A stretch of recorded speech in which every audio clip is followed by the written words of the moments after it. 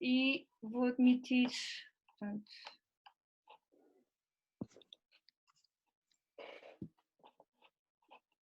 ok, pronto, então já temos uma audiência simpática, são 5:06, portanto acho que eu vou tirar aqui o painel, o share, e pronto. E agora sim, estamos todos visíveis. Antes de mais nada, boa tarde a todos. Obrigada por se terem inscrito aqui mais um encontro Portugal Faz Bem. Estamos super contentes de estar de volta. Tem sido, realmente tivemos 2 meses, acho eu, quase sem, pelo menos 1 mês e meio, sem estar online e já estávamos com imensas saudades de poder partilhar uma série de questões relacionadas aqui com a nossa produção e com o nosso projeto. Eu vou fazer só uma brevíssima apresentação sobre o Design Advisor.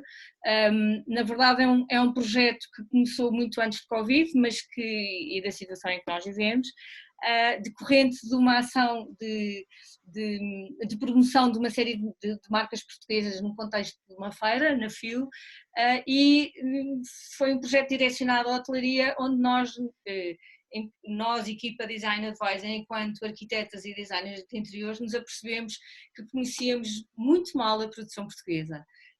O conceito e o desafio que nos colocámos a nós próprios na altura foi criar um hotel efêmero,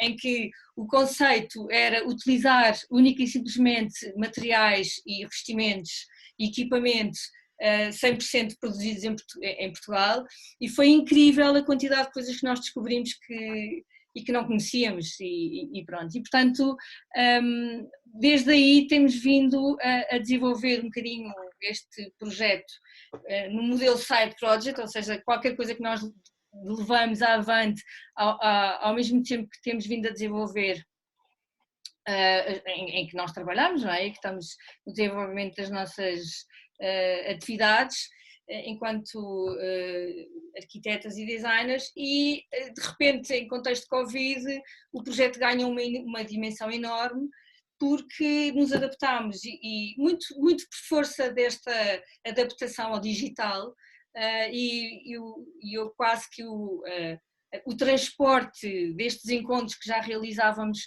com alguns parceiros em espaço físico, adaptámos muito rapidamente ao online, e foi uma surpresa como de facto eles têm funcionado bem, e tem sido muito interessante partilhar uma série de histórias e de testemunhos de marcas portuguesas, na primeira pessoa. Muito rapidamente, a missão do projeto tem vindo a ser colocar a produção portuguesa mais perto dos profissionais em primeira mão, mas também muito rapidamente nos apercebemos que o consumidor final também se interessa e está, de repente ficou ávido de saber muito mais acerca da produção e daquilo que é o nosso património local.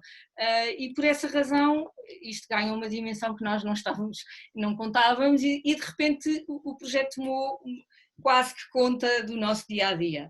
Portanto, é tudo aquilo que nós queremos quando lançamos um projeto, não é?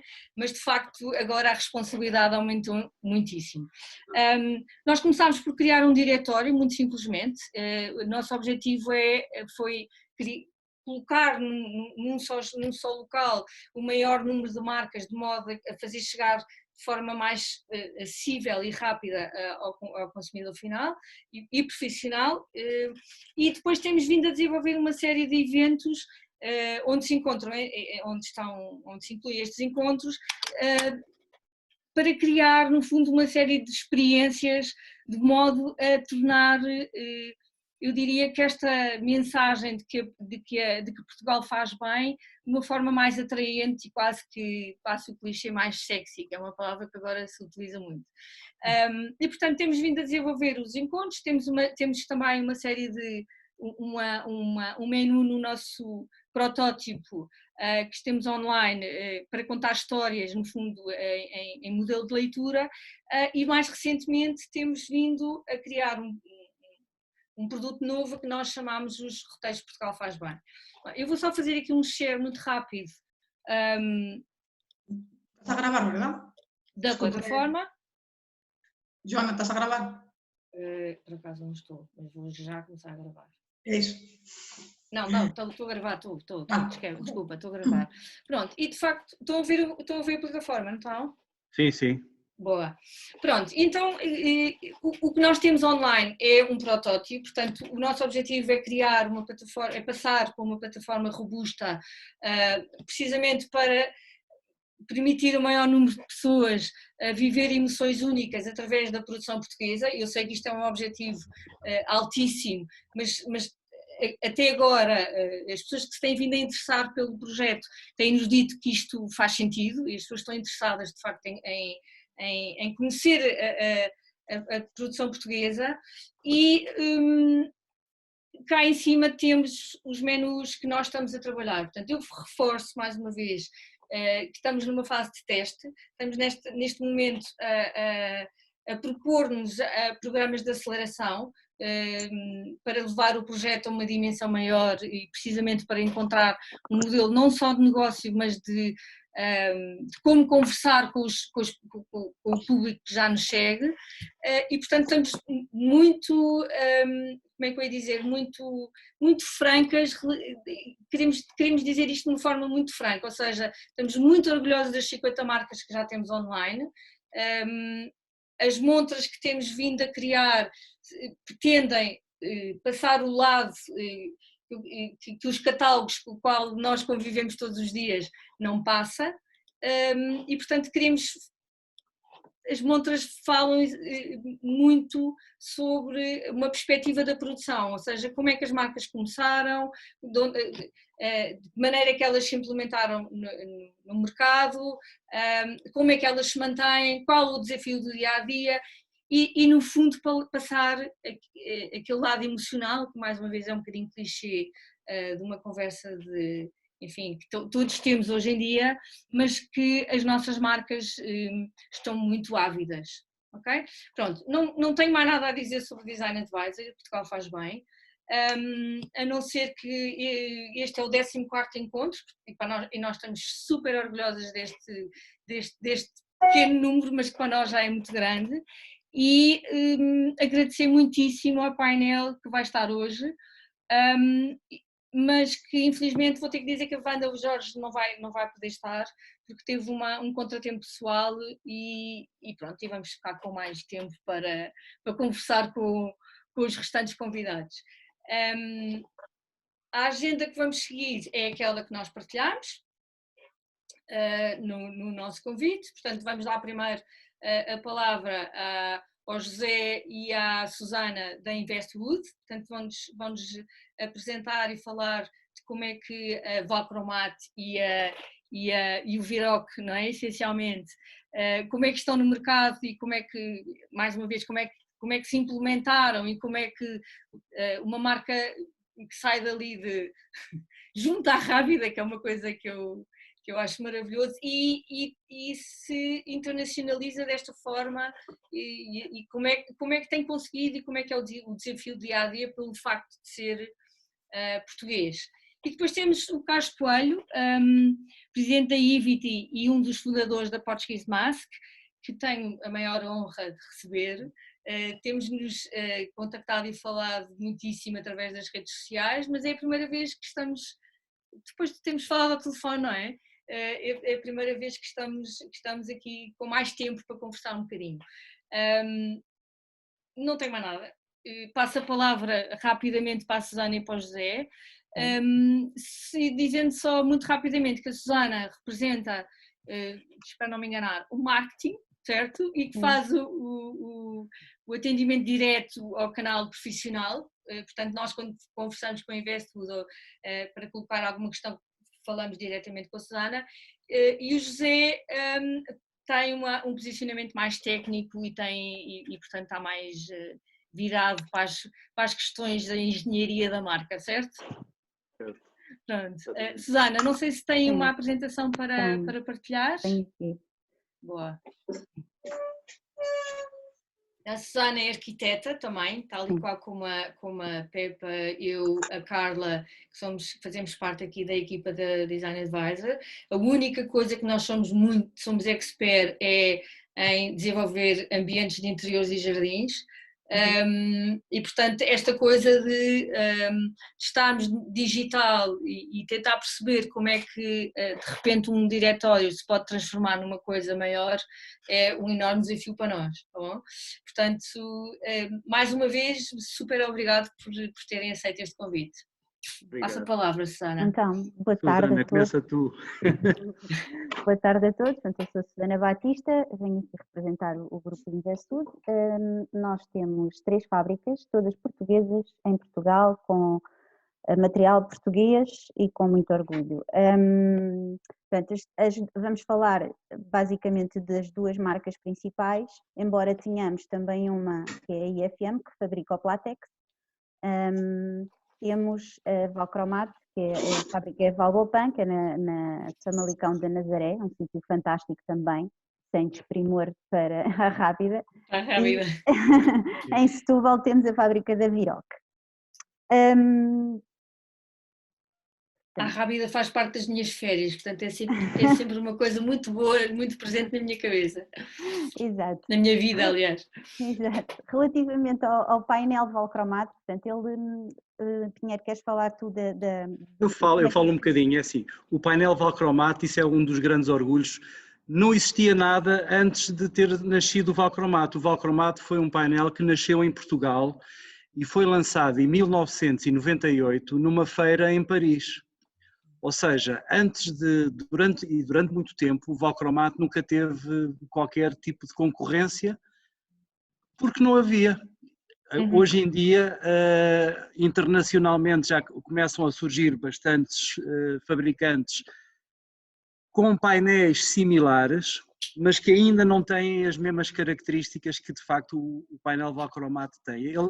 Isto foi, portanto, a fábrica que está na Nazaré era do grupo Mendes Godinho, portanto o grupo Mendes Godinho era um grupo muito grande, ainda hoje tinha muita indústria, depois entrou em colapso e a Investud acabou porque era uma parte do grupo, foi adquirida por um fundo de investimento. E nesta altura faz a gestão da fábrica e de outras fábricas que também fabricam painéis de derivados de madeira. O painel, no fundo, o painel Valcromat é um painel, é um painel MDF colorido, digamos assim, com características muito especiais, melhores que um MDF normal. Exato. Exato. Susana. Costumamos dizer que o Valcromat é o Benuron porque é conhecido em todo o mundo. Portanto, há aqueles sucedâneos, nós quando vamos à farmácia podemos pedir um genérico. O Valcromat é o original. Okay. Portanto, ele é feito de materiais naturais, seja a madeira, as fibras naturais da madeira, os corantes orgânicos e as resinas que conseguem fazer com que ele seja aplicado no design e na arquitetura. Seja revestimentos, móveis, de cozinha, painéis decorativos, stands, brinquedos.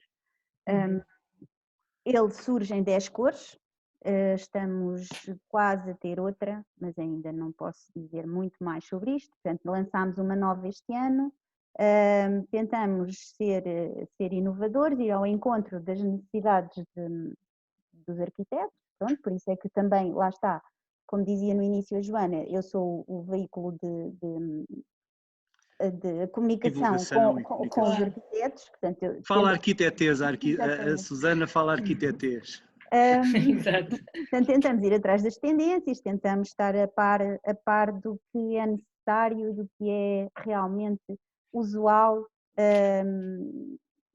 neste campo. Portanto, o painel utilizado em painéis decorativos pode fazer todo este tipo de trabalho, portanto, um MDF normal não permite que seja trabalhado desta forma, porque o Valcromat sendo mais denso... Tem maior densidade e as resinas que o Valcromat, com que o Valcromat é fabricado, possibilitam uma maquinação 3D, como por exemplo vê-se aqui estes painéis, sem se esfarelar, sem que o interior seja esfarelado. E eu tenho aqui uma dúvida, José. Isto são várias layers de cor? Ou, sim, ok. Sim, este aqui, por exemplo, são 14 painéis colados. E Colados, depois a CNC vai fazer este trabalho. Portanto, ele é tão Sim. denso, a densidade da cor permite que ele não perca a sua característica conforme se vai escavando. Portanto, ele vai sempre manter a sua aparência e permite fazer todo este trabalho sem perder resistência, sem perder as suas qualidades. Exatamente. É assim, ele é um material muito denso, mas por sua vez ele não é muito abrasivo, ou seja, as ferramentas que nós utilizamos é óbvio que são ferramentas elétricas ou de ar comprimido para fazer todas estas maquinações 3D, mas ele não é muito abrasivo, ou seja, as ferramentas conseguem maquiná-lo com grande facilidade, são ferramentas para trabalhar madeira, não é? Sim, sim, sim. Outro dos usos muito na berra é no mobiliário, portanto ele é muito utilizado no mobiliário, pode fazer estas coisas que parecem quase um artesanato, parecem quase uma filigrana, como fazer coisas mais robustas, jogando com as cores, lá está, como temos aquelas cores todas, acaba por preencher uma grande oferta. Aqui nas paredes também pode ser trabalhado, ou pode ser utilizado da sua forma mais lisa, painel, trabalhando mais com a cor, exatamente, trabalhando quer com texturas, quer com cor. As cozinhas é um material como é hidrófugo por natureza, por defeito é hidrófugo, todos os painéis são hidrófugos, em todas as cores. Pode ser usado em cozinhas. Obviamente nós não queremos uma torneira... Ou seja, resistentes à umidade, não é? Exatamente, Sim, não vai abrir uma torneira e pôr a torneira lá sempre em cima Claro. e correr, mas é possível viver em ambientes úmidos, em ambientes com água. Eu, ao limite, recentemente, como a Susana sabe, eu visitei um estaleiro de barcos. Estive envolvida numa recuperação de 2 barcos antigos e tenho uns amigos que realmente têm uma coisa marítima turística e têm, pronto, e esta agora é a altura de sequeiro, ou seja, é a altura de tirar os barcos da água e fazer algumas reparações. E colocámos a questão se poderíamos utilizar este material. Não me chegou, a Susana chegou-me a dizer que nas paredes sim, mas que no pavimento era melhor não é? Pois, é assim, o outro material que nós apresentamos, como eu falei com o José, porque ele está há muito mais tempo que eu na empresa, Claro, ele é o técnico. ele disse-me que Viroque já tem uma história nesse campo dos barcos. Fantástico. Já. Boa. Podemos Então contar. temos que falar Mas a gente sobre depois isso. fala. Porque isto é matéria do nosso roteiro ali daquela zona, não é? Porque nós temos um roteiro muito giro, muito mesmo, muito, ia ser montado inclusivamente com a Câmara de Sesimbra e, portanto, temos que falar sobre isso. Muito bem. Desculpem lá ter o interrompido, mas... Não, por essa. Então, o valcromato também é muito usado na restauração, seja por estes painéis trabalhados, a ver-se em cada esquina. Todos estes letreiros, todos estes letterings, peço desculpa, são trabalhados no valcromato e fica assim muito limpinho, portanto é um material que é cortado, não precisa de orlas, fica limpinho, fica perfeito. Obviamente, zonas destas ou zonas úmidas, convém envernizar, não é? Que é para proteger um bocadinho mais. Aqui, outra das principais utilizações do valcromato são os estantes, por tudo, não é? Pela cor, pelas capacidades do material. Depois no shop fitting também, por exemplo ali o Dolce Vita Tej tem imenso valcromato naquelas coisas lá em cima. E como não é tóxico, pode ser usado também para brinquedos. Este projeto, eu sei que a Joana vai gostar, este projeto é um projeto de peões também de uma artesã portuguesa. Exatamente. Cuckoo Toy. Maravilha, sim. Este projeto é um projeto português também de um arquiteto que faz estes skates todos em valcromato, é uma parceria que nós anos nos orgulhamos de ter. ¿Cómo se llama? ¿Marca? ¿Tengo una marca propia con este...? Skates, MILF Story Skateboard, é assim uma coisa, Storyboard. E este é o Cuckoo Toy, sim. E pronto, e temos muitos projetos onde estamos envolvidos. Pronto, tivemos que tentar resumir a informação para não ser demasiado maçudos, mas temos muitos projetos envolvidos E deixa-me só colocar outra questão, Sara. Diga. Normalmente o Valcromat e o Viroc, eles são solicitados através do canal de arquitetos, ou seja, dos criativos, ou os empreiteiros também fazem essa requisição? É porque eu às vezes trabalho com alguns empreiteiros que não fazem a menor ideia do que é. E lá estamos nós a fazer, diga-me. Não, é assim, as solicitações aparecem das duas formas. Nós, através da Susana, tentamos dar apoio aos arquitetos para fazer prescrição, para que os próprios arquitetos, nos seus projetos, incluam o Valcromat. É óbvio que depois há sempre as dúvidas, como é que vamos aplicar, e aí entro eu a tentar ajudar e a dar forma para que as coisas... Já junto da equipa de obra, Sim, não é? Não, normalmente é na fase de projeto, ou seja, isto um projeto normal. Muitas das vezes o que acontece é algum empreiteiro que já trabalhou um dos materiais no passado, diz assim, surge-lhe uma ideia, é preciso fazer aqui qualquer coisa, então surge-lhe a ideia de, olha, vamos sugerir ao arquiteto utilizar este material, e o arquiteto às vezes aceita ou não aceita, e muitas vezes já nos aconteceu ter que ir à obra e adaptar a situação para se poder utilizar. E cada vez há mais solicitações no sentido de ter material hidrófugo, material com alguma proteção ao fogo, e nós conseguimos garantir todas essas premissas. Isso foi uma das coisas que a gente não falou, foi, por exemplo, o painel Valcromat tem duas classes. Nós fabricamos dois tipos de painéis. O painel Valcromat normal e um painel Valcromat ignífugo, que tem uma classe de reação ao fogo mais elevada. Portanto, há sempre essa possibilidade, em todas as cores, não em todas as espessuras. Não vamos amassar mais a audiência, porque já estamos a entrar aqui numa área técnica muito chata, que só nos interessa a nós, e avançamos para o Viroc. Pronto, em termos de Viroc, agora o Viroc não nasceu em Portugal, não foi inventado em Portugal. A fábrica original era uma fábrica em França, ou seja, que nasceu nos anos 70, e depois, em 92, mais ou menos, por causa da Expo 98, ela foi transferida para Portugal, foi adquirida pelo Grupo Cécil. O Grupo Cécil era um dos acionistas e manteve-se até a venda da fábrica à Investud. Os pavilhões da Expo eram... Sim, todos os pavilhões, aqueles pavilhões originais da Expo, dos países participantes, tudo aquilo era Viroc. Ainda hoje, na zona norte, aquela zona de bares, que está virada, por exemplo, para a zona da FIL, tudo aquilo é Viroc, aquelas cores, aqueles painéis, mas aquilo são pintados, não é? Era Viroc. Qual é que é a diferença entre Viroc e Valcromat? O Viroc tem cimento na composição, portanto, enquanto que o Valcromat são fibras de madeira coloridas só e uma resina, não é? No caso do Viroc é cimento, madeira e um pigmento em pó. Também não é tóxico. Mas a grande vantagem é poder ser usado no exterior. Pode ser utilizado no exterior porque não se degrada em contacto direto com a água. Tá bem? Agora as aplicações, eu ia passar a seguir o slide seguinte.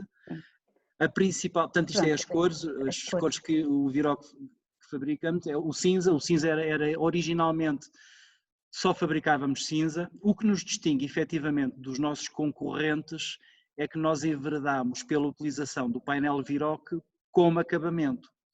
Ou seja, a grande maioria dos fabricantes de painel idêntico ao Viroc só fabrica cinza. Ou se fabricam outras cores, são 2 ou 3 cores e pouco mais. Para dar aquele ar de betão. Isto no fundo tem ar, exatamente. E então a nossa mais nobre aplicação é as fachadas dos edifícios, e que nós tentámos também escolher aqui umas fotografias diferentes para mostrar a versatilidade do painel Viroc, não é? O painel é mesmo assim manchado, não é? O painel é manchado, exatamente, é manchado, tem ar de betão, tem um ar bruto. Qual é que é a cota de mercado nacional? Ou seja, é muito pequena, não é? 30% a 40%, não é assim tão Então pequena, não é tão 30% a pequena 40%. assim, caramba, boa. Mas, Sim. mas às vezes chega só a ser, lá está, isto varia de mês para mês, de ano para ano. Já chegou a ser só 25%, ou seja, 75% de toda a produção ser exportada. Uhum. Tem muito a ver com um bocadinho com o tema que nós tínhamos atribuído a este encontro e a esta conversa, que tem a ver com tendências, não é? Sim, e tem a ver com as crises dos países para onde nós exportamos, não é? Claro, sim, muito bem. Sim. Muito bem. Nós exportamos para 50 países. Portanto. Exato. É assim, pronto, como sendo material, há muita gente a gostar dos acabamentos de revestimento de paredes interiores com Viroc, dado ter um aspecto mais ou menos clean de betão, não é? E faz uma obra clean também, que para nós é fantástico. Sim, faz uma obra limpa. Exatamente. Ele E pode ser conjugado com a utilizado, madeira fica espetacular no Exato. sim. Ele pode ser também utilizado, portanto, fachadas, paredes, em pavimentos. Ele pode ser utilizado como elemento de revestimento de um pavimento, tal e qual como um cerâmico, ou então ele pode ser estrutural, apoiado-se diretamente sobre vigas e fazer logo o acabamento. É muito usado na reabilitação agora. Uhum. Exatamente. Sim. Porque não se degrada com a água, não é? Por exemplo, Exato. os edifícios pombalinos tinham o soalho podre, não é? Devido à centena de anos que tinha.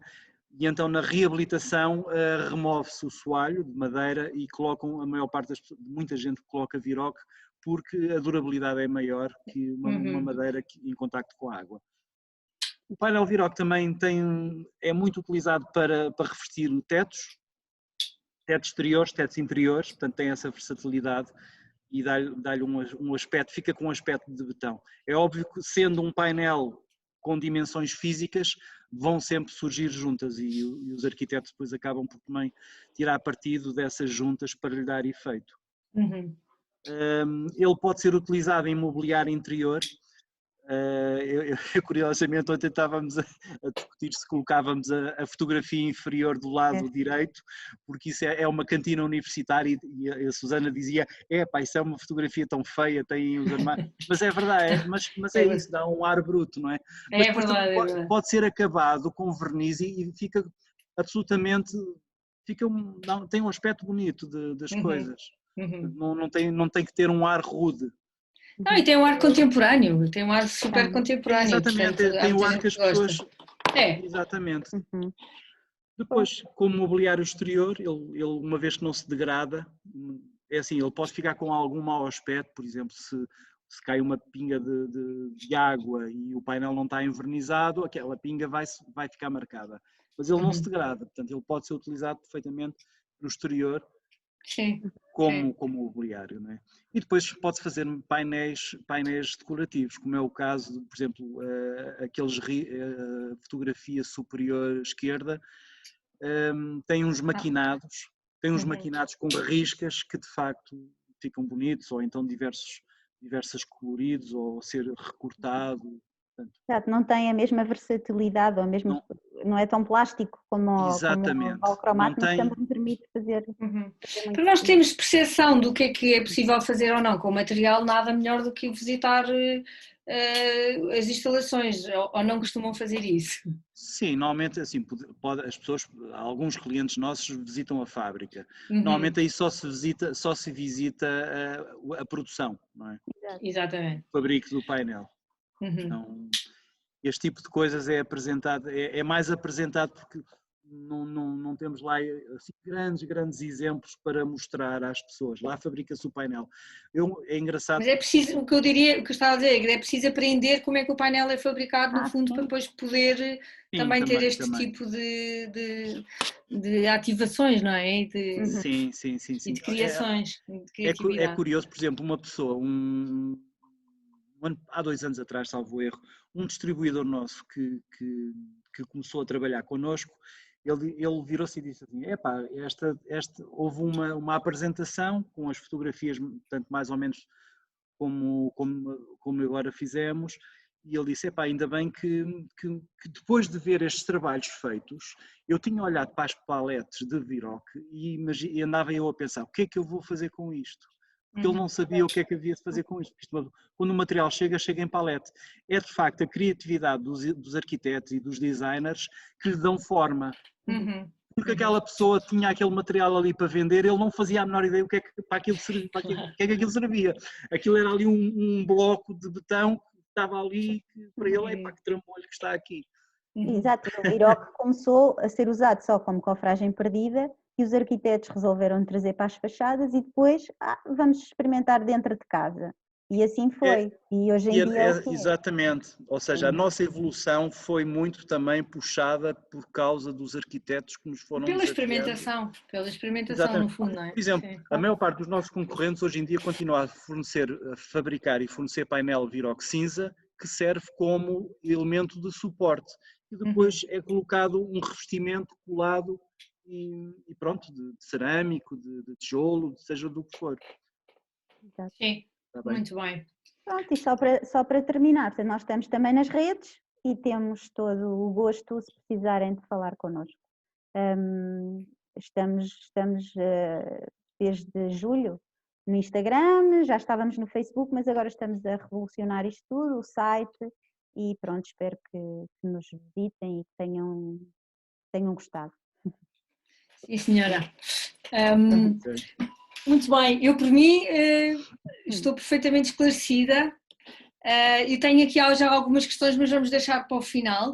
Não, podemos perguntar-lhe agora uma questão, que alguém perguntou pela marca dos brinquedos. Eu vi que os skates eram MILF Skateboards, eu já encontrei aqui na net.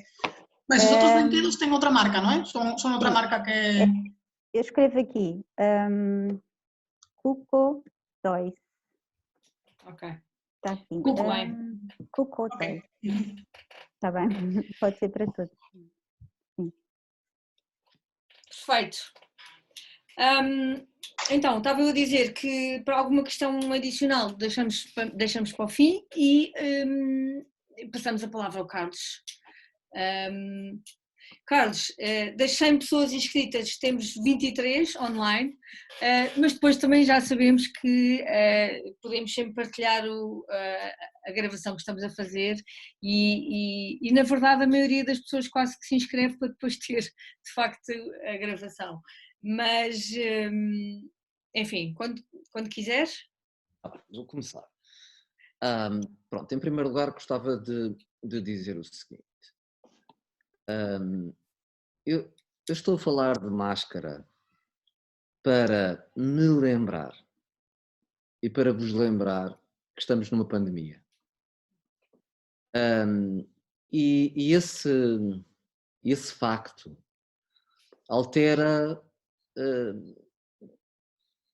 tem alterado as nossas vidas e trouxe o futuro para o presente, não é? Ou seja, finalmente vamos ter que fazer aquilo que não fizemos durante tanto tempo. E gostava de partilhar dois ensinamentos que talvez, ou dois dos muitos ensinamentos que a pandemia nos traz. O primeiro é que every business is now a health business. Todos os nossos negócios, sejam eles de qualquer que for a sua natureza, passaram a ter uma componente de saúde. Eu até há 4 meses atrás não fazia a mais pequena ideia do que era a filtragem de um vírus ou de uma bactéria, neste caso estamos perante um vírus, da capacidade de filtragem de um tecido, que havia das fibras sintéticas se libertavam micropartículas ou não. E, portanto, isto para dizer que mesmo em termos pessoais, senti na pele o que é a introdução da saúde num negócio. Todos nós temos que ter álcool gel nas empresas, temos que ter distanciamento, temos que ter, não são painéis, se não forem painéis de Viroque, são painéis transparentes, têm que arranjar uns transparentes para se conseguir dividir as coisas e ter as pessoas separadas. Portanto, essa é a primeira questão. A segunda questão que a pandemia nos traz é, na minha opinião, o fim da especialidade. Ou seja, conhecem aquele princípio da toca do coelho? Uhum. Um coelho, eu chamo coelho, mas não é por isso. Um coelho, quando faz uma toca, o coelho mais experiente, faz uma toca com 2 saídas ou com 3 saídas. O coelho mais experiente faz com 3 saídas. E porquê? Porque se entrar um furão ou se puser fogo, uma coisa, se ele tiver só uma saída, vai morrer. Ou seja, se ele for absolutamente especialista, ele vai morrer. Enfim, se tiver outra saída, tem que ter no mínimo 2 saídas, ou seja, vai-nos obrigar a que a especialidade é uma coisa muito perigosa. Temos que ter uma saída, 2 saídas, 3 saídas para os nossos negócios. Eu sei que isto pode parecer chocante. Não é, Carlos, não é. Temos que ser especialistas, temos que ser especialistas. Sim, mas não é. Eu deixo-me só acrescentar-lhe uma coisa, que isso era qualquer coisa já emergente. Nós aqui ainda não tínhamos consciência dela. Nós, no projeto, quer dizer, não estava presente tão no dia-a-dia como está hoje. Transportando isso assim, na prática, as empresas também elas não podem ter um tipo de venda, não é? No fundo, um tipo de receita. Nós, quando fizemos o workshop, na mesma altura em que nós montámos o hotel mais português do mundo, fizemos um workshop de Design Thinking com uma série de hoteleiros, precisamente para pensar no futuro do hotel. Isto aconteceu em 2017 e, na verdade, naquela altura os hoteleiros já nos propunham pensar em qualquer coisa que não, para um modelo de hotel que não fosse só vender camas. É super interessante isso que o Carlos mas há uma diferença está a colocar entre a inovação pela capacidade de tirar partido de uma coisa que vai acontecer no futuro, ou a inovação por emergência. Sim. E neste momento, talvez não a empresa que estivemos a ver aqui agora, mas nós estamos num contexto de emergência. É uma emergência de saúde, mas é uma emergência económica, de um princípio de sustentabilidade objetiva daquilo que fazemos. Eu posso dar aqui o exemplo da minha empresa e depois extrapolar um pouco para as marcas portuguesas, porque é essa a minha especialidade. A empresa é uma empresa consultora, trabalho há 35 anos em marcas, sou certamente quem tem mais experiência em Portugal nessa matéria, por uma questão de longevidade, porque não existe ninguém mais velho do que eu a trabalhar nesta área. Enfim, era uma matéria que não era muito trabalhada, comecei em 85, e a minha empresa, conhecida, trabalha com algumas das melhores empresas do país, grande parte das grandes marcas que passaram por nós, teve uma pandemia e ficámos sem trabalho. Somos especialistas, super especialistas. Então o que é que nós resolvemos fazer? Nós pensámos que a principal preocupação das marcas seria proteger as suas pessoas. Então fizemos aquilo que andávamos há anos para fazer, que era mostrar que sabemos fazer marcas e que, se o fazemos para os outros, então também podemos fazer para nós.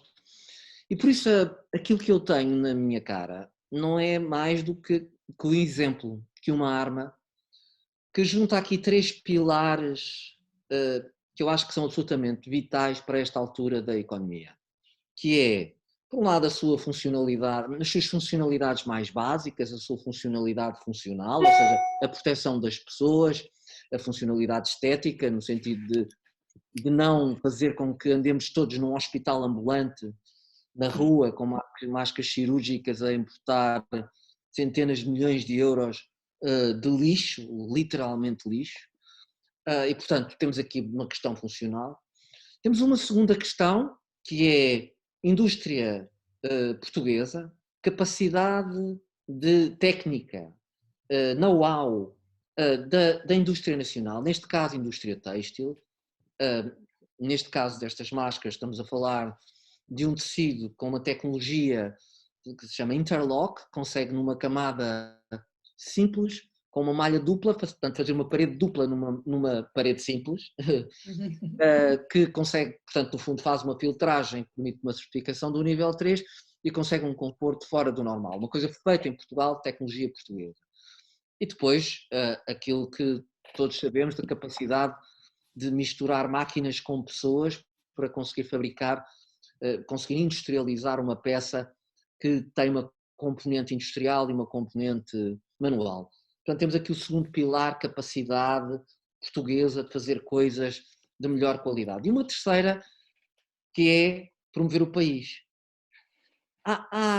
Dizem-me sempre, e aí a minha componente de consultor, de que, pronto, uma marca não tem que ter esse propósito, porque uma marca tem, enfim, tem uma estrutura individual, é uma empresa com os seus proprietários e, portanto, o país é outro assunto. Só que o país, neste contexto da pandemia, não é outro assunto, é o assunto. Porque, neste momento, existe uma necessidade de sustentabilidade no sentido mais profundo do termo, não é a sustentabilidade que se plantam árvores no final do ano com os lucros. É a capacidade de um país inteiro se suportar, se ser capaz de não só ultrapassar a pandemia, como usar a pandemia para ser uma marca mais forte. E para isso acontecer, há aqui uma balança que é sempre difícil. Diz-se sempre, eu preciso que a marca de Portugal seja uma marca forte para que ela acrescente valor ao meu produto. Mas a marca de um país só será forte se tiver um conjunto de marcas fortes que lhe permitam construir essa fortaleza. A marca de Portugal é uma das mais fortes do mundo. E desculpem-me, essa é uma matéria que eu estudo. E, portanto, posso ser suspeito naquilo que vou dizer. Nós temos quase 900 anos de história, as fronteiras mais antigas enquanto país da Europa. Descobrimos 2/3 do planeta, provámos que a Terra era um arquipélago, etc, etc. Podemos começar aqui a tarde toda com os feitos que os portugueses fizeram. Portanto, enquanto marca, temos uma marca muito forte. Nos últimos 500 anos esquecemos de a defender. Atacámos-la. Achamos que dizemos mal de Portugal, dizemos que Portugal não é bom, certo? Dizemos uns para os outros que Portugal não faz bem. Dizemos o contrário deste contexto. E as marcas portuguesas que fazem bem, durante muito tempo desassociaram-se do país, não põem lá nem Portugal, a maior parte dos nomes são estrangeiros, não é? Por outras razões, se quiserem, já lhes explico porque é que Portuguese Mask tem um nome em inglês, mas são nomes estrangeiros, desassociados. Havia muitos clientes que me pediam: Carlos, não venha cá com as suas nacionalidades, com o seu patriotismo, para que eu não quero nada, a minha marca só tem perdas se mostrar alguma nacionalidade portuguesa. E quero-vos contar, por exemplo, só uma pequena história de muitas, onde isso aconteceu. Portugal é líder mundial em papel de escritório, sabem isso? Sim. Com um papel que chama-se Navigator, de uma empresa que se chamava Só Porcel, Portocel. Quando foi para mudar essa empresa, enfim, o nome era impossível dizer, Só Porcel, Portocel, é uma coisa que não tinha sentido, então entendeu-se que poderíamos chamar Navigator. E então eu queria colocar Portugalidade naquilo, não é? Os navegadores, era a nossa história, ainda contemporânea. Diziam-me: não, Carlos, isso está lá subjacente, eu não vou ainda com essas conversas, porque isso de Portugal não é uma coisa boa. Então nós fizemos um inquérito, não sei, para 50 países, e onde, como queríamos saber outras coisas, eu pus lá um último bloco de perguntas acerca do país. O que é que se era positivo, se era negativo. Não tínhamos ainda ganho europeu nenhum, portanto não tínhamos, isto já aconteceu aí há uns 6 anos, e portanto não estava influenciado. E o que é certo é que já nessa altura havia uma alteração significativa em relação àquilo que se pensava sobre Portugal. Ao ponto de ter chamado Navigator, e ao ponto do símbolo é feito em cima da esfera armilar, e o statement da empresa é que o nosso papel é mais do que apenas o nosso papel, etc, etc. Portanto, começou-se a construir uma narrativa em relação a essa matéria.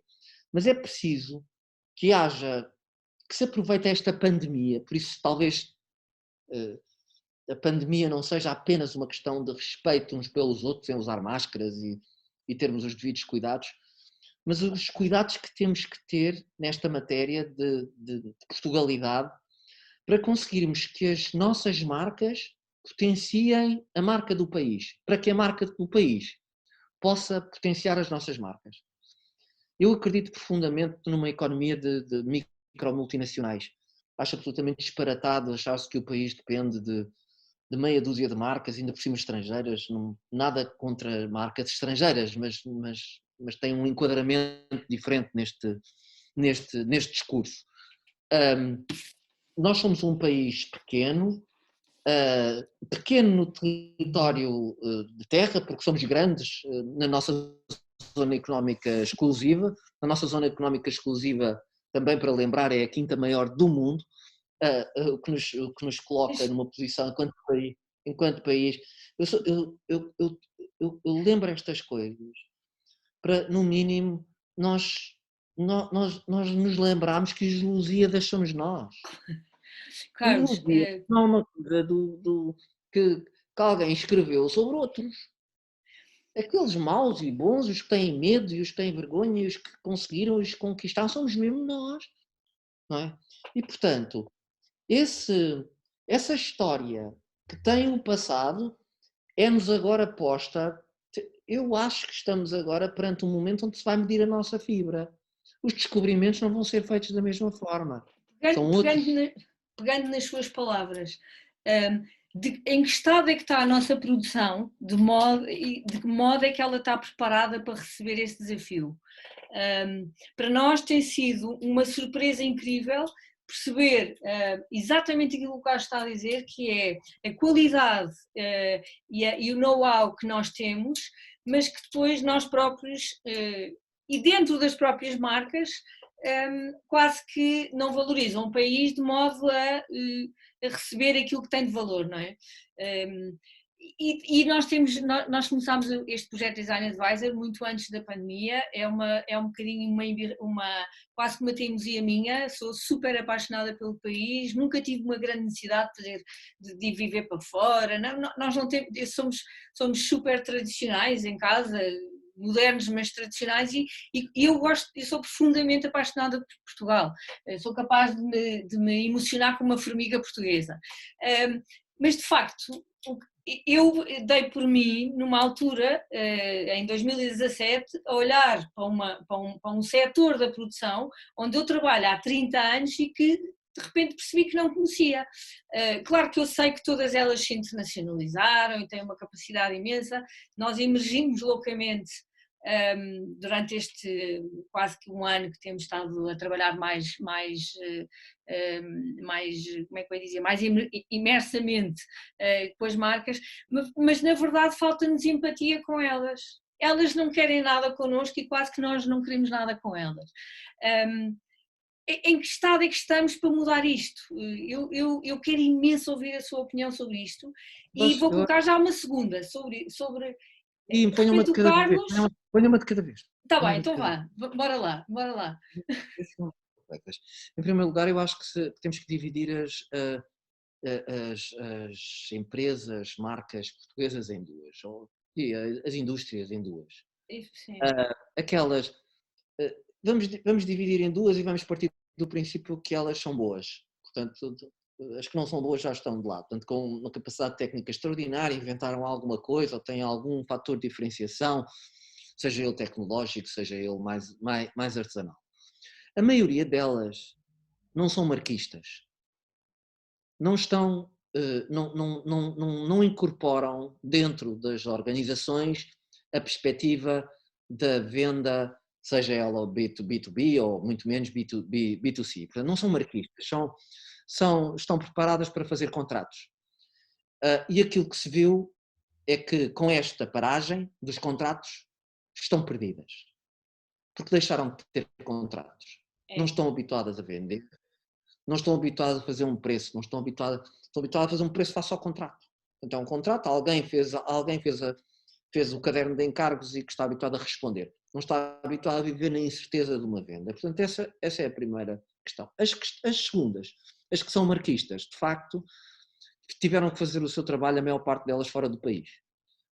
Porque o país, muitas vezes, não é o seu mercado principal, é um mercado com menos poder de compra, pequeno, portanto isso é compreensível, mas por outro lado o país também não precisava delas, não é? O país andou sempre a tentar comprar marcas estrangeiras. É muito engraçado porque o próprio país compra muitas marcas estrangeiras que são portuguesas. Sim, nós costumamos... É verdade. São portuguesíssimas, estão muito contentes, dizem, eu comprei uma coisa da Lion of Portuguese. Sim. A Lion of Portuguese, não sei se sabem, a origem era de facto um inglês que vivia em Porsches no Algarve, certo? E era do Lion, do clube do Lion. É essa a razão de existência da Lion of Portuguese. Isso é o quê? Isso é o quê? O Lion of Portuguese é o quê? É uma layer que nós portugueses não conhecemos ou não estamos habituados a lidar. Nós estamos habituados a precisar de uma legitimação, do ponto de vista das marcas terem nomes estrangeiros, nós arranjamos... Não, é que não é só um nome estrangeiro, é quase, ganha uma dimensão, não é? Que quase que uma forma atual de ter uma linguagem universal, global, quase, não é? Sim, isso divide-me bastante a questão da universalidade. Eu gosto muito de uma expressão, de uma forma que o Fernando Pessoa tinha de olhar para a língua. Dizia que o inglês era a língua dos negócios e o português era a língua do coração. Embora, numa série de estudos que ele fez, dizia que o português tinha mais condições para ser mais universal até do que o inglês. O que é certo é que o inglês é mais universal e, portanto, se eu quero ter umas máscaras que se vendem no Kuwait, é mais fácil eu chamar-lhe Portuguese Mask do que máscaras portuguesas. Ainda ontem à noite estivemos a debater os nomes que damos às máscaras e, por exemplo, nós temos uma gama já de 30 cores e nas máscaras das crianças e dos jovens nós resolvemos chamar nomes de sítios portugueses, por exemplo, Verde Comporta, Rosa Melides, Monção, para, no fundo, fazer o mapa daqui do país. Nas dos adultos não temos coragem, porque os nomes ficam muito fechados e dificultam-nos dificultam-nos. No entanto, vamos chamar as próximas que vão sair a de ser um Douro Red, o Alentejo Nat e o Xisto Grande. Portanto, estamos a tentar, porque se ficar só com uma coisa portuguesa vai dificultar. Mas se ficar sem nada português fica desidentitário. Claro. Portanto, fica sem raiz. E portanto, o que é que se passa? Há aqui um movimento de inscrição. Nós agora passamos a ser obrigados. É como se tivéssemos ficado fechados numa sala, que é o nosso país, e agora temos que nos dar uns com os outros. E portanto, temos que nos dar uns com os outros. Antes de exportar, temos que ver o nosso mercado interno. E o nosso mercado interno é não só aquele que está em Portugal, como a diáspora que está um pouco por todo o mundo, não é? Que sempre também foi um ativo desprezado. Dizer, não, isso eram lá os imigrantes que não têm gosto, que voltam a Portugal para fazer coisas horríveis e que não são, enfim, são portugueses de segunda. O que é certo é que esses portugueses de segunda, que não são de segunda, são no mesmo sangue do que os que cá ficaram, foram capazes de empreender em muitos casos muito mais do que os cá que ficaram. Por exemplo, o dono da Altice, não é? Uma das maiores empresas portuguesas, era um desses imigrantes que saiu sem nenhuma instrução, nem nenhum dinheiro para a França e hoje comprou uma das maiores e mais rentáveis empresas portuguesas. E portanto há aqui um trabalho que temos que fazer de aproximação por necessidade, por urgência. E isso é uma coisa boa, porque nós só mudamos por amor ou por dor, não é? Estamos perante a dor, se acrescentarmos amor, pode ser que seja mais fácil fazermos este movimento. Tal e qual. Mas eu não me queria esquecer daquilo que lhe perguntava.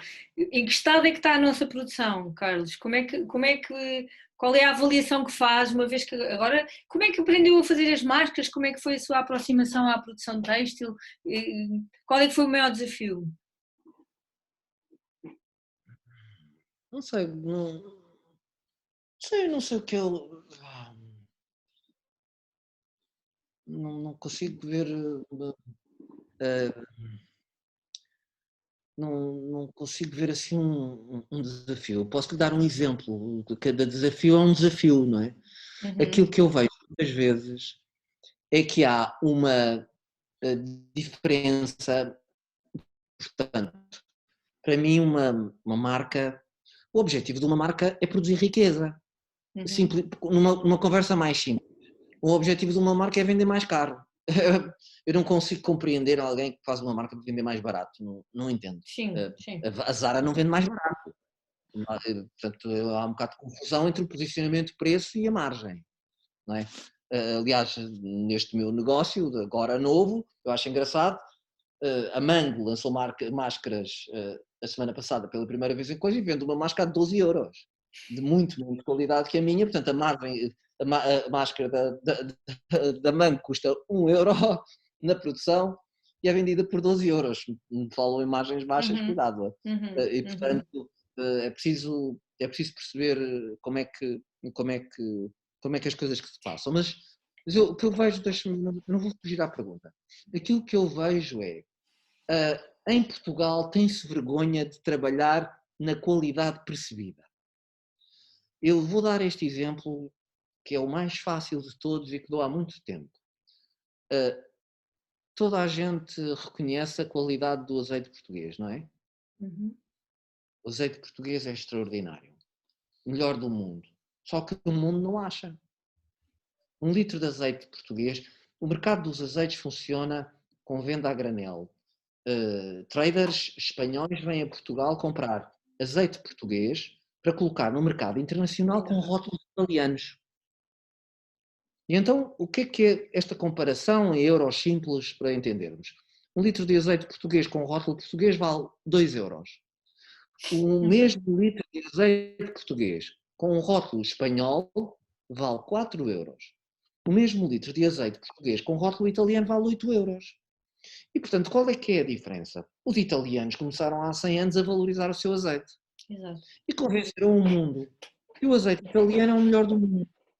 E, portanto, há aqui uma diferença de 6 euros. E aquilo, para mim, o maior desafio é conseguir, precisamente, ajustar a qualidade percebida à qualidade intrínseca. Eu encontro muitos casos onde a qualidade é muito boa e a percepção é muito baixa. Qual é o caminho, Carlos? Nós temos ouvido de empresários incríveis, que de repente, mas posso-lhe contar algumas histórias, mas não quero ocupar o tempo, mas de repente descobri o marketing e foi quando eu descobri o marketing que eu consegui trazer mais valor para aquilo que eu fazia. O caminho é por aí ou é... Está a ver a minha pergunta? Qual é que é o caminho? Mas o caminho, o Marco chame-lhe o que quiser. Marketing, margem, chame-lhe, começa tudo por M. A questão é mesmo o valor acrescentado. É eu ser um subcontratado, ou seja, ter uma fábrica que faz um determinado produto e vou vendê-lo com a marca dos outros, certo? Ou eu vou fazer o caminho da minha própria marca. Exatamente. Eu posso dar um exemplo que liga com a história do Navigator que falei há pouco. O Navigator foi uma marca que eu fiz há 25 anos, de uma fábrica que foi feita na Figueira da Foz, de uma empresa que era a Solporcel, que tinha uma história difícil, que teve para ser montada no 25 de Abril em Angola, depois ficou desmantelada, e fez-se uma experiência. Naquela altura ninguém percebia nada de marcas. Ou seja, a fábrica foi feita para fazer papel para os grandes produtores de fotocópias, na altura. Para a Xerox, para isto, para aquilo, para aquilo outro. E reservou-se um bocadinho, para fazer uma marca própria. Assim, pronto, para perceber o que é que dava. E atrás desse bocadinho, neste momento, a Soporcel, ou seja, a Soporcel já não existe, a Navigator deve ter 10 marcas, pelo menos. Foram feitas o Navigator, o Explorer, o Discovery. Portanto, fomos fazendo marcas. Foi possível, desde a primeira hora, introduzir o marketing, as vendas, uma cadeia paralela à distribuição.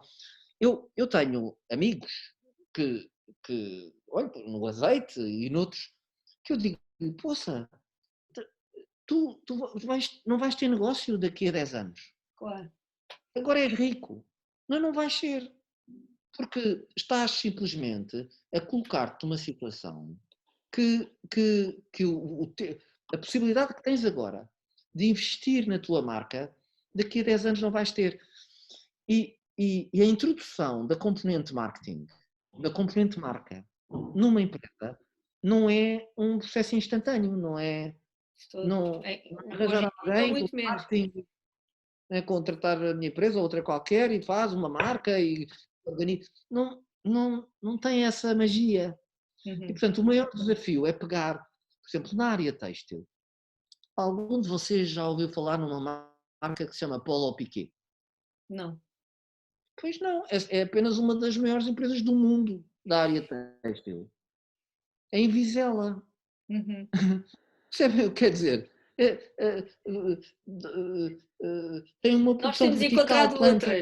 Nós temos encontrado outras na nossa área. Planta algodão no Sudão. Exato. Faz o algodão, faz o fio, tem absolutamente integrado. Ninguém sabe. Eu posso lhe dizer que a maior parte dos portugueses acham que nós já não temos produção têxtil. Está a ver? O têxtil eu acho que é um dos casos... É incrível, é incrível. É um dos casos onde onde se ficou na ideia da última crise. Ficou-se na ideia da indústria muito artesanal, do Val do Ave, onde se despediu toda a gente e os empresários ficaram cheios de Ferraris. Portanto, ficou-se com esse... Nós vamos criar 2 roteiros só dedicados ao têxtil, para as pessoas perceberem, há têxtil e do bom, e do melhor. E do melhor. Sim, na área dos têxteis para os interiores e exteriores, não só interiores, sino também para coisas incríveis. Incríveis. Claro, mas curiosamente, aquelas que temos descoberto estão de boa saúde, as empresas. Pronto, são empresas. Neste momento é um momento de facto muito, muito, muito difícil para todos. Claro. São empresas extraordinárias. Estamos a falar de... A Polo Piquet tem 2.000 pessoas. Têxtil, estamos a falar de empresas com 1.000 pessoas, 500 pessoas. Tecnologia do mais avançado que existe. E agora eu pergunto-vos, conhecem a Zara? Toda a gente conhece a Zara. Certo? A Polo Piquet deve fornecer para a Inditex cerca de 1/3 das coisas que a Inditex faz. E não é fornecer só, desenha, fia, tece, entrega em 2 semanas. E, portanto, nós assumimos de alguma forma uma certa subserviência. Parece que não acreditamos que aquilo que fazemos é suficientemente bom para nos afirmarmos como marcas.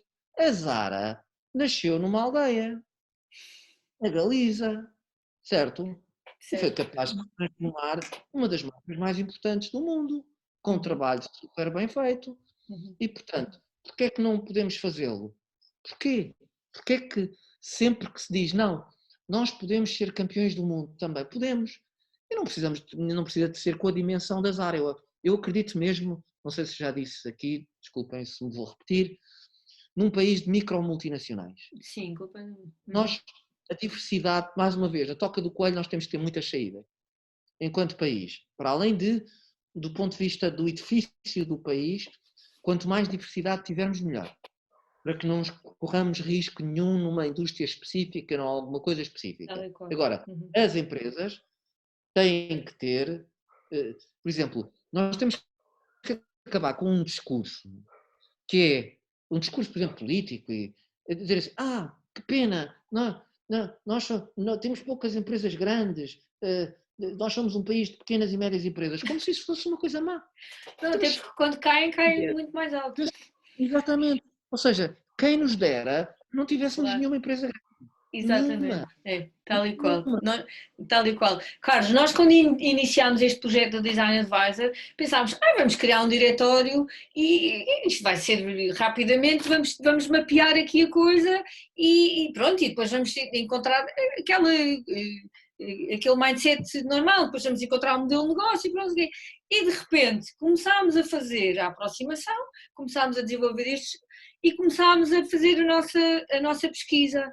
E deparámos, nós temos uma base de dados, estamos com uma responsabilidade enorme em cima de nós, temos uma base de dados incrível de empresas, nós temos 50 abertas online, porque o nosso projeto também inclui depois o espaço para novas marcas e novas experimentações na área do artesanato e nas reinterpretações e por aí fora, e temos uma base de dados que nós neste momento estamos preocupadas em, ok, isto está completamente validado, nós temos, no início achávamos que não tínhamos massa crítica, não, temos imensa, portanto agora vamos pensar como é que vamos trabalhar isto em bem, em bom, não é? Pronto. E, portanto, coloca-se um ponto que é a micromultinacional, no sentido da micromultinacional tem que ser uma empresa marquista, expansiva, tecnológica, comunicante. Se pensarmos, nós estamos na fase ridícula de que as pessoas têm mais notoriedade nas redes que as empresas. Já pensaram? Porque para uma empresa, uma rede social é uma coisa muito complicada. Para um jovem é uma coisa normal. E, portanto, um post de um jovem tem mais likes do que um post de uma empresa. Isso não tem sentido. Quer dizer, as empresas têm que saber comunicar para o mundo.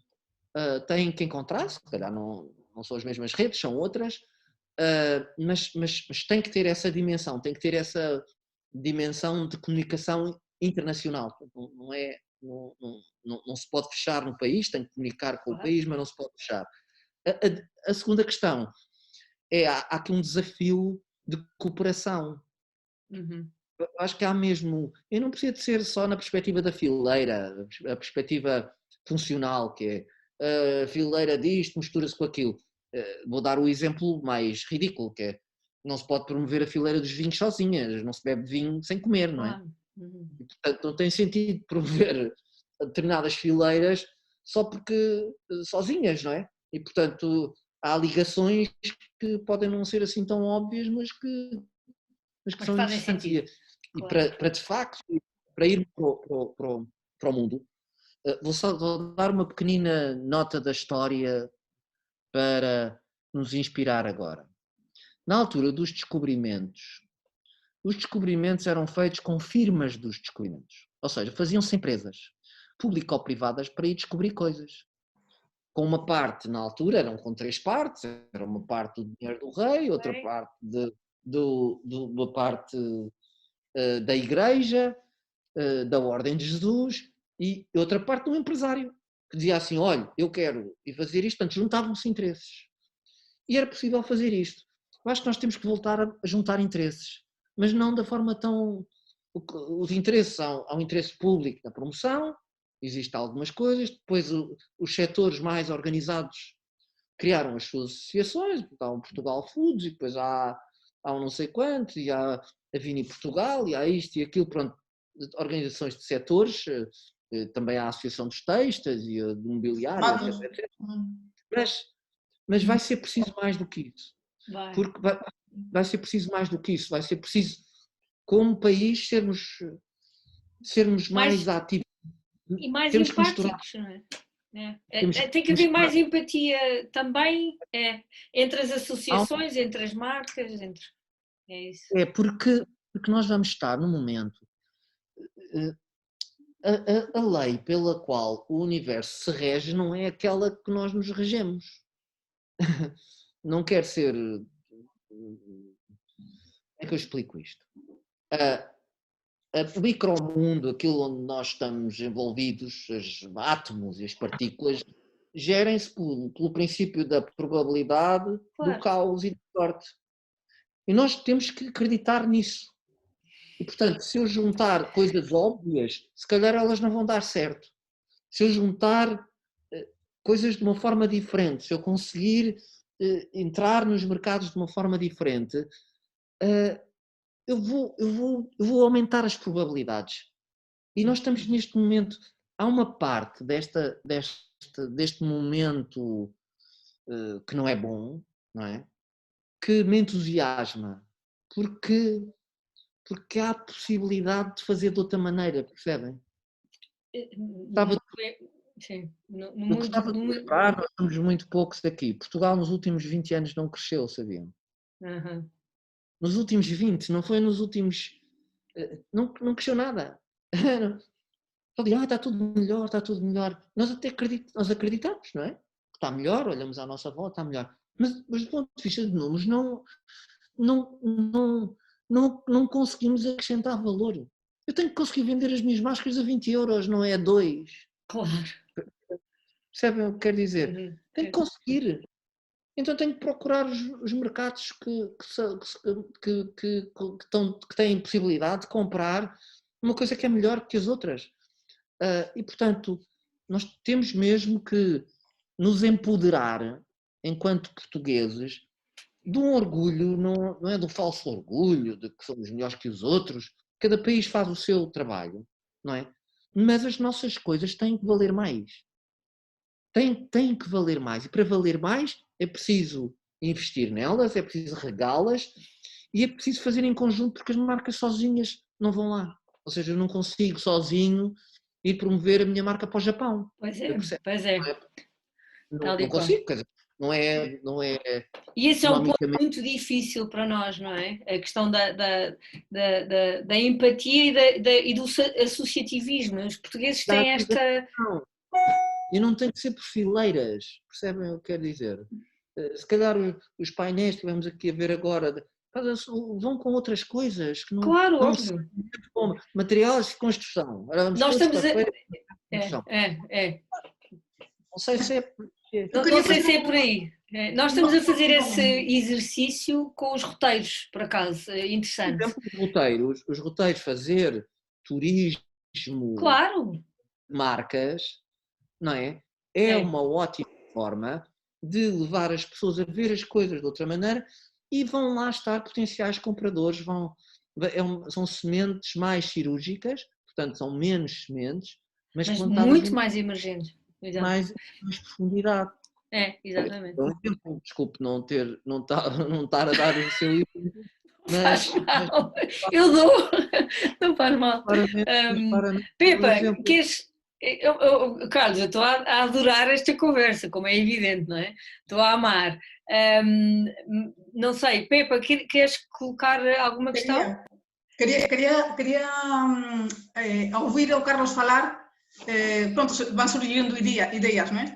E uma delas, pronto, gostei muito daquela ideia da ida e volta do posicionamento das marcas, do que um país produz e da marca país, não é? Ou seja, como é ida e volta, a marca alimenta, ou seja, a marca das empresas alimenta a marca do país e a marca do país alimenta as empresas. Acho que é muito bem, pronto, uma reflexão muito interessante. Mas tu não achas que nos últimos anos aquela percepção aquele posicionamento de Portugal no mundo tem vindo a melhorar? Eu acho que sim, eu acho que aquela coisa de Lisboa e Porto, pronto, começou muito Lisboa a estar na moda, a trazer muitos turistas, eu acho que pouco a pouco, claro, essas coisas, eu acho que não é, o que não... Queimar etapas muito rapidamente, eu acho que nesse processo tem que ter paciência. Acho que não é uma coisa muito...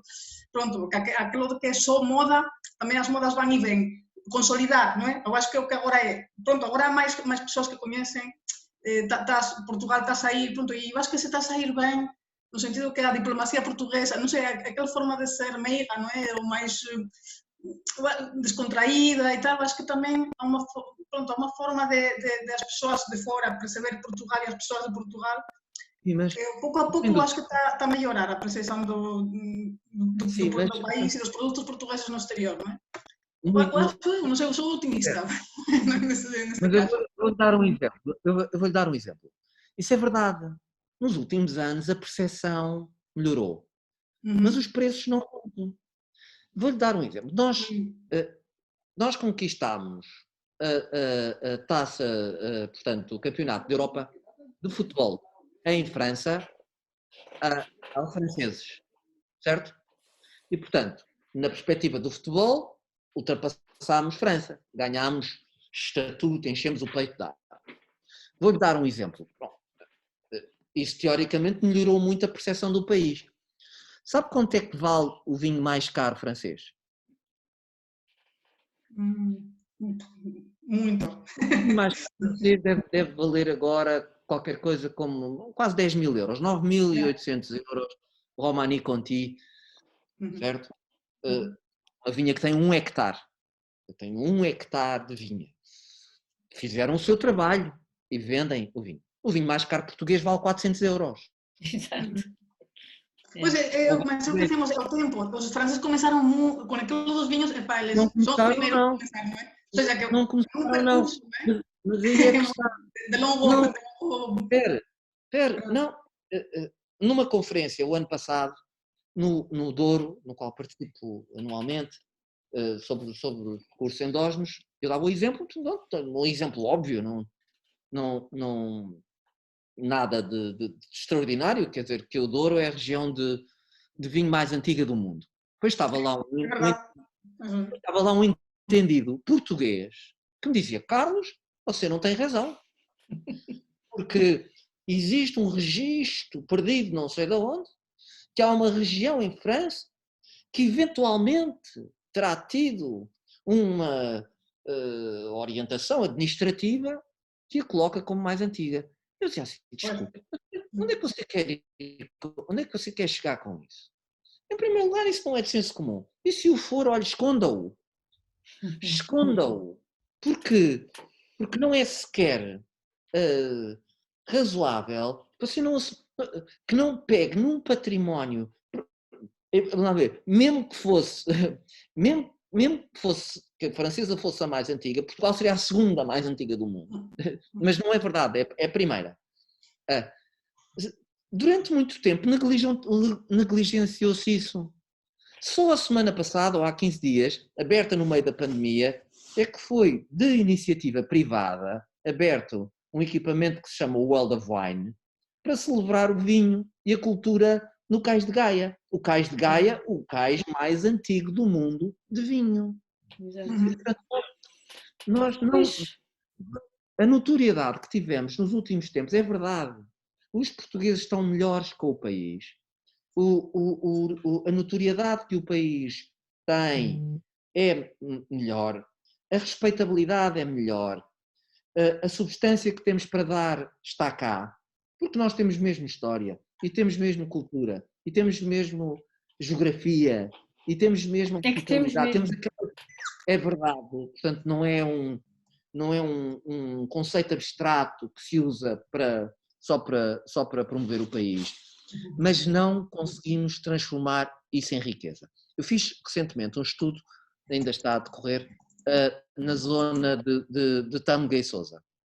A zona de Tâmega e Sousa tem provavelmente não sabem quais são os limites, mas é aquela zona de Felgueiras, Lousada, Passos de Ferreira, depois vai adiante, Tâmega e Sousa, os rios Tâmega e o rio Sousa, tem um pouco do rio Douro. E constata-se que é a zona administrativa do país uma das mais, creio eu que será, não é a primeira, se não é a primeira, é a segunda, com mais população, e com população com quase 100% de empregabilidade e a mais pobre. Pois. Como é que explicam isto? Portanto, o pessoal tem emprego, não é? Mas é o mais pobre. Porquê? Porque trabalham em fábricas a ganhar o salário mínimo. Exato. Portanto, como é que nós dizemos? Nós somos muito bons e está tudo muito bem e somos tecnicamente muito bons.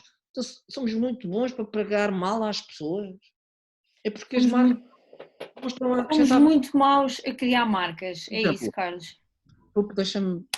Ontem saiu no jornal, continuamos... A sério, fico triste, porque o Expresso, assim, Louis Vuitton vai investir não sei quantos em Famalicão.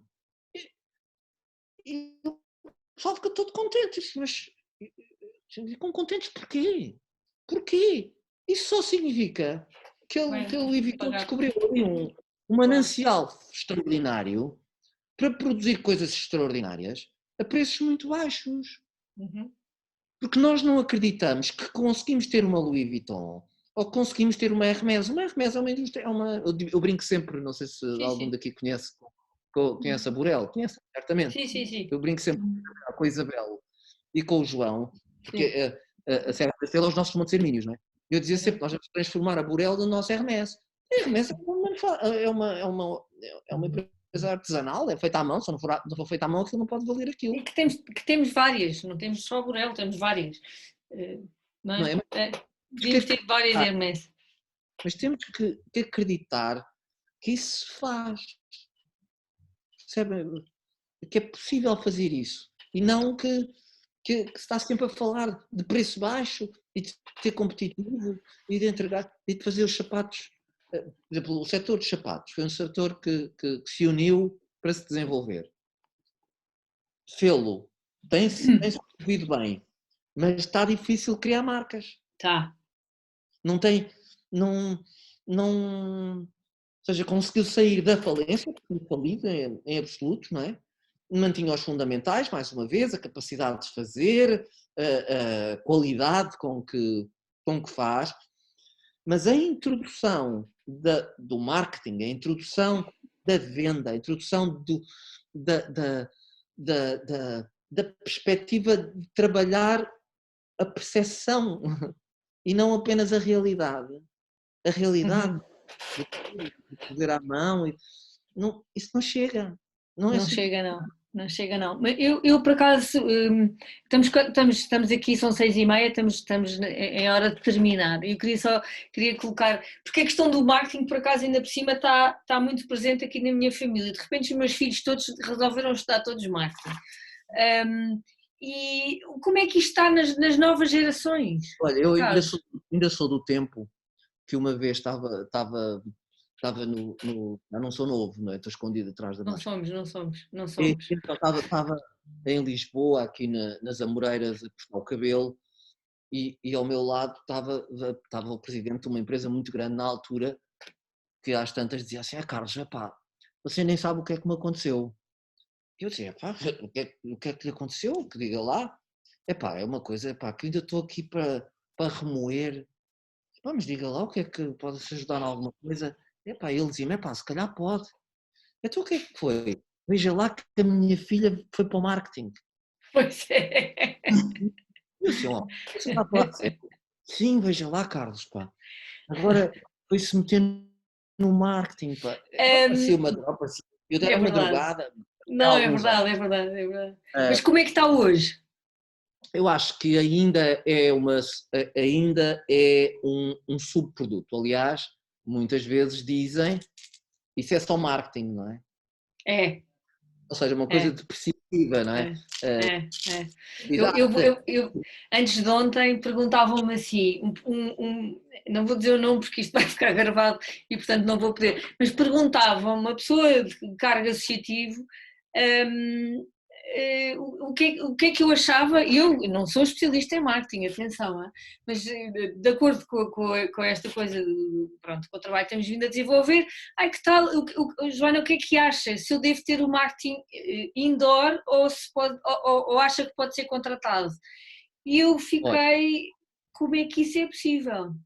Olha, eu já terei trabalhado com quase todos os grandes empresários, claro, alguns que já morreram. E o único que eu conheço que não teve sucesso e não era marquista era o engenheiro Belmiro de Azevedo, que não era de facto marquista. Aliás, ele dizia que não percebia o que é que eu fazia, mas não percebia isso das marcas, mas se as marcas tinham inovação, pronto, ele inovação achava bem e portanto se tinha uma parte de inovação estava bom. Porque, por exemplo, o senhor Aveiro é um marquista. O senhor Delta... Claro. Eu tive um programa de televisão que fiz uma rúbrica, uma das coisas que fiz na televisão, o programa chamava-se Imaginação, e uma das rúbricas era o Martin Vadiu, que era uma coisa em homenagem a ele, das conversas que tínhamos. E eu não conheço ninguém muito bem sucedido com uma empresa se não tiver um espírito marquista. É isso. Mesmo o Sr. Amorim, que era uma pessoa mais de instinto, mais do negócio, de comprar e de vender, era um marquista no sentido que ele sabia que tinha que...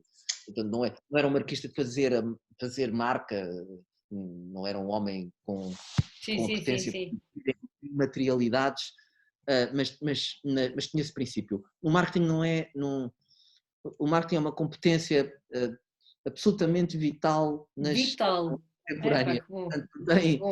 Não tem como. Bom, é isso mesmo. Eu subscrevo totalmente. Eu gostava de dizer outra coisa. O marketing e as vendas. As vendas Pois. também parecem um produto das empresas, que é uma coisa... Ou o vendedor. Mas se a empresa não vende... Como é que se vive? Pois, se não vendas na empresa.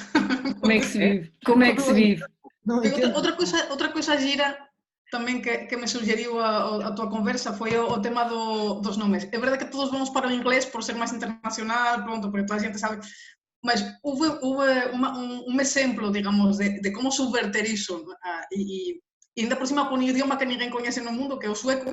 Os de IKEA poñen os nomes suecos mesmo ás cousas, non é? Ninguén pronuncia aquilo, pronto, que eu non... O IKEA assume essa nacionalidade, assume-se como um embaixador de uma língua que é intransponível, eles não vão conseguir, não é? Mas é bonito. A Suécia tem um portal, tem um website, Suécia. Mas é bonito.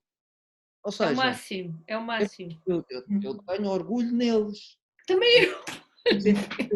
Poxa, eles estão a fazer uma coisa que tem coerência. Sim. Claro.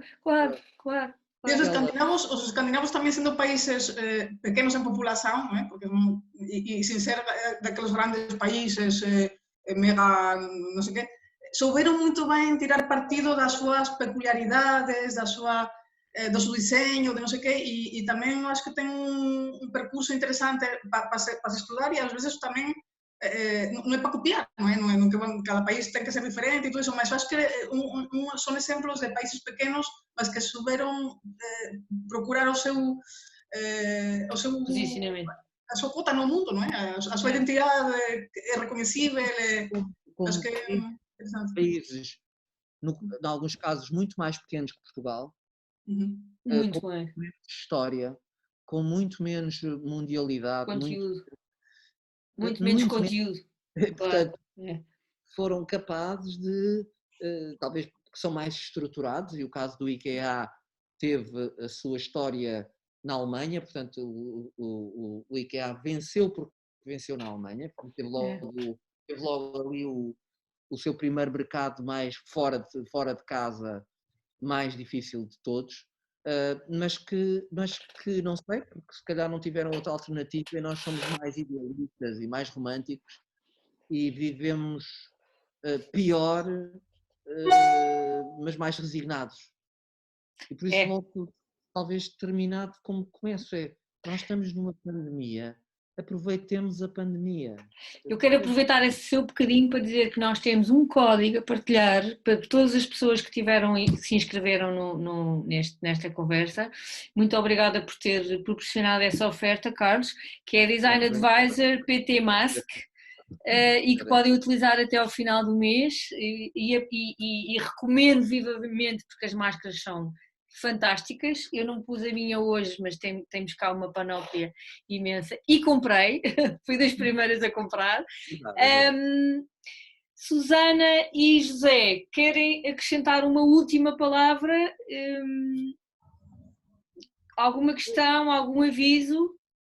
É assim, é engraçado porque falou-se, por exemplo, no nome das marcas, e efetivamente, por exemplo, Valcromat é escrito como Valcheromat, também para lhe dar assim alguma internacionalização. Portanto, embora que o Viroc era Viroc. Era Viroc já.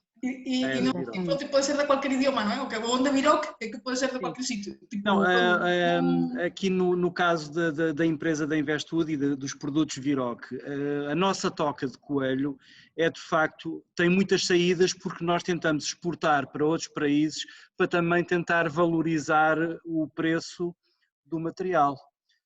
Porque normalmente as pessoas nunca estão dispostas a pagar aquilo que de facto é merecido, não é? É de valor, claro. Mas exportar a maior parte, não? Que porcentagem disseram que exportavam? É assim, em termos de... varia muito de mês para mês, ano para ano. Mas, por exemplo, normalmente o mercado Portugal-Espanha, a Península Ibérica, representam à volta de 50%, 50% a 60%, dependendo também se Portugal e Espanha estão numa fase muito boa ou não, porque se estiverem em crise, a sua percentagem, a sua cota de mercado baixa e aumenta o exterior.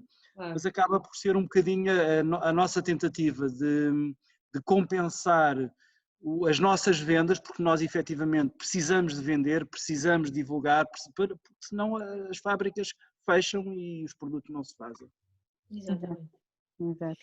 Está bem? Pronto, Carlos, vou-lhe dar o último tempo de antena. Não sei se quer colocar algum aviso, alguma mensagem ainda mais especial do que aquelas todas que deixou até agora. Queria desejar para esta iniciativa do Portugal Faz Bem um longo caminho. Boa. Um longo caminho no sentido da agregação das marcas, de não ter e de abrir mais. Eu sei que abrir é desfocar, mas também é abrir os buraquinhos das tocas, não é? E misturar. Uma refeição completa é mais saborosa do que apenas um prato em particular. E, portanto, vamos fazer, não temos dúvida nenhuma. Estamos na primeira etapa. Estamos no primeiro step, mas vamos fazer, vamos abrir e temos, claro, obviamente, mas para já o céu é o limite e de facto Portugal tem uma riqueza e um conteúdo que nós dissemos, não, tem que ser por foco, vamos começar por aqui, claro, porque se abrimos totalmente, perdemos completamente o foco e não aprendemos, atenção, nós estamos a fazer um caminho de aprendizagem muito grande e não queremos perder esse horizonte, não é? Pronto, começamos por uma área que nós dominamos, mas temos ideias de abrir e é isso que esperamos conseguir fazer. Eu acho, desculpa que te interrumpa, mas eu acho que o enfoque, ou seja, como nós estamos a trabalhar este tema dos produtos, dos ambientes interiores e exteriores, eu acho que é bastante diferente ao que temos visto por aí, porque nós non queremos ficar só no directorio. Aquela cosa das visitas aos sitios e tamén é unha forma de coñecer o país e a produción, estamos a dar esa riqueza. E depois tamén había outro tipo de actividades que ainda están máis, ainda non comenzamos, né? Mas temos unha idea, isto se quedar, non sei se pode dizer así tan eso, porque ainda é un bocadinho estamos a pensar nilo, mas é facer Innovation Labs, pronto, porque tamén outra vez o inglés, pronto, laboratorios de innovación para as empresas, de facto já unha interesada que quere avanzar con iso e acho que eso tamén era unha boa forma de despertar, non? E de impulsionar pronto, algunhas das marcas que já existen aí que son moito boas e que se quedan precisan de ter outras formas de se dirigir ao público, de encontrar novos públicos ou de mellorar cousas dentro da produción deles e pronto, acho que é bastante aberta a nosa área de actuación, ou seja, é un sector, mas é un sector visto desde varios pontos, non é? Claro. Bem, eu gostava de vos convidar naturalmente a experimentar as Portuguese Masks. São fantásticas, é sempre suspeito falarmos das nossas coisas. Não, mas são mesmo. São realmente melhores que as outras.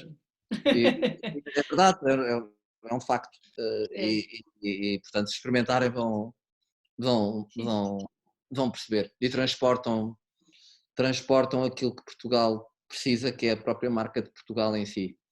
Quer ao país, quer as pequenas exportações que já começámos e pensamos ter sucesso a exportar, porque ainda não temos.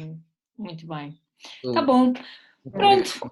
Resta-me agradecer imenso mais uma vez e cá estamos para o próximo. Obrigado. Ainda não temos data, mas brevemente vamos divulgar. Tá bom? Obrigadíssimo, Carlos, Susana, José. Até mais. Adeus. Obrigada. Obrigado.